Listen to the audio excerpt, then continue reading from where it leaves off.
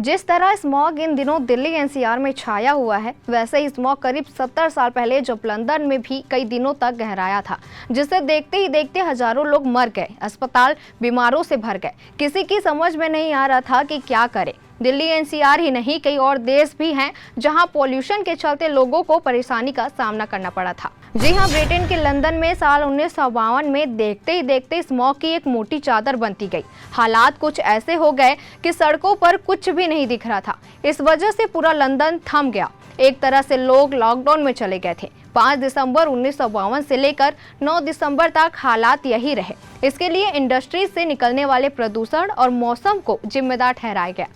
इसे आज the great smog of London के नाम से जानते हैं।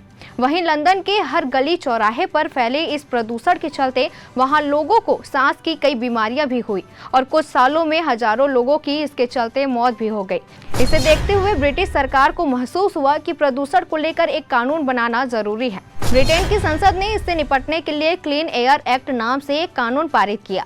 इस कानून के बनने के बाद यहाँ के लोगों ने भी इसका पालन किया और हालात सुधरने लगे। वहीं चीन की राजधानी बीजिंग में भी दिल्ली और मुंबई जैसे हालात थे। एक वक्त ऐसा था जब बीजिंग भी प्रदूषण की चादर से लिपटा था और यहाँ स्कूल दफ्तर सब बंद करने पड़े थे। कोयला जलाने को इसका प्रमुख कारण बताया गया था। हालांकि चीन ने इससे निपटने के लिए कुछ ऐसे कदम उठाए जिनका असर आज वहां दिख रहा है। बीजिंग ने अलग अलग चरणों में पॉल्यूशन से निपटने के लिए कार्यक्रम शुरू किए। पिछले करीब 22 सालों में चीन ने बीजिंग में हवा में मौजूद जहरीली गैसों में कमी देखी गई।